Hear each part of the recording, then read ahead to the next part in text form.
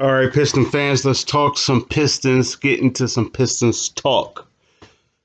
I want to say, well, let's go with this. Let's introduce Bad Boys Part 3.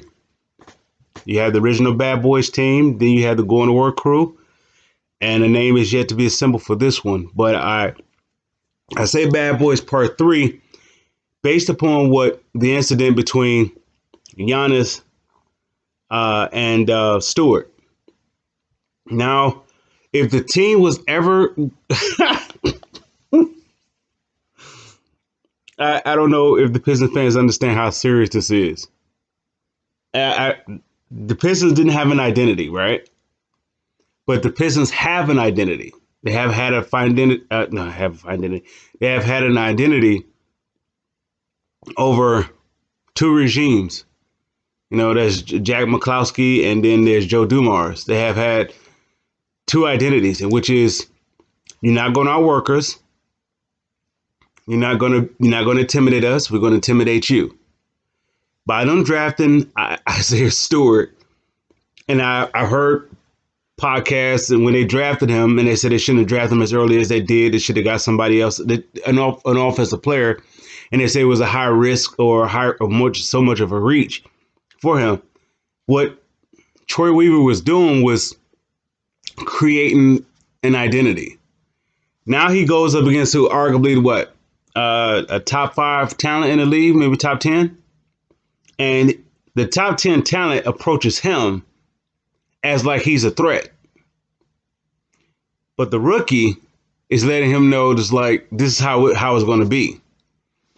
Now Detroit Detroit Pistons, this is their stamp. This is what they do.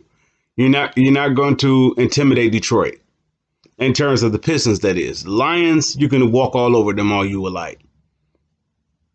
But the Pistons, as an organization, nah, you're not going to walk over them.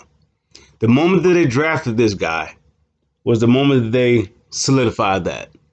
With that being said, watch how Josh Jackson, Sadiq Bey, even Saban Lee, Jeremy Grant, I'm missing somebody. Killian Hayes. Possibly, if he's still on the team, Sekou Demboya. Watch how they fall in line with this leadership of Stewart. Stewart is the leader of this team. It's not Blake Griffin and it's not Derrick Rose. I wanted it to be Derrick Rose, but Derrick Rose is not a leader. Derrick Rose is all about himself. Blake Griffin is about himself. They may say overall the right things, but they're about themselves. Stewart just stood up for the Pistons, period. Even though it was a one-on-one deal. He stood up for the Pistons.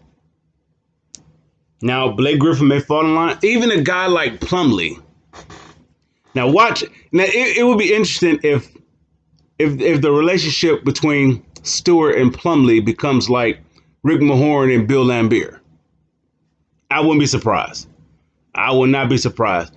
But I am disappointed in Derrick Rose. I am not in his play on the court, but in terms of him being a leader, that feisty leader. But then again, Derrick Rose could be like trying to, just coming to a being more centered with himself. And basketball is not the highest thing in his life like it once possibly was.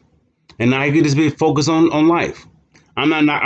Forgive me if I started off with my gripe against Derrick Rose as that, and if that's the direction that it came out as, I apologize for that, and I stand corrected. If he's on a journey to improve himself as an individual, and he's not really plugged in like that, like he once was, like the assassin that he once was, I get it.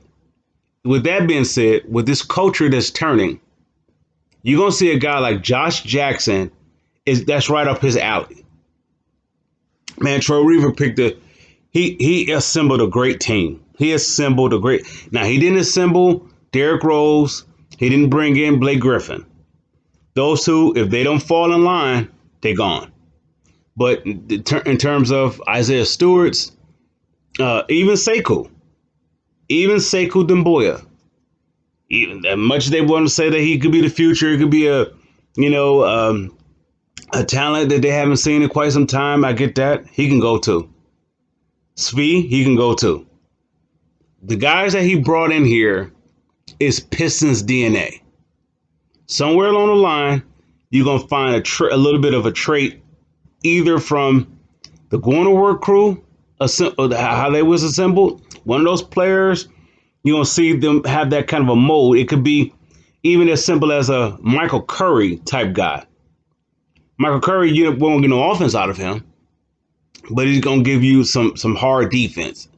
Now, he may not have been athletic and all that stuff, but he's gonna give you hard defense. Even if it's coming out of a guy like a Cliff Robinson role or a Corliss Williamson role. You're going to find pieces like that on this team. Or you can find pieces like such as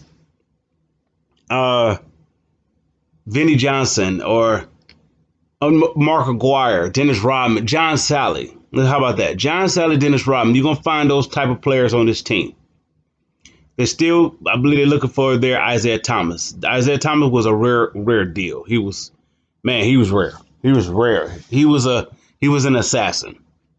He was an assassin. But with that being said, with the incident between Giannis and Isaiah Stewart, Giannis don't realize what he just did. Those two are not rivals. Those two teams are officially rivals based upon that incident. Isaiah Stewart's going to let it down, but he's not going to let it go next time they play each other. And Giannis thinks he owns the league, which I'm not a fan of his. I never was. I believe he's overhyped. He can get you buckets and everything else, but I don't know if you can win with him. You may have to get another superstar with him. Yeah. Unless the league play favoritism towards him and, get him passed like they did LeBron when he was coming to the league. Other than that, he's rather... I don't see it. He's kind of soft, in that regard. With that being said, I'm titling this Bad Boys Part 3. All right, Pistons fans, I salute.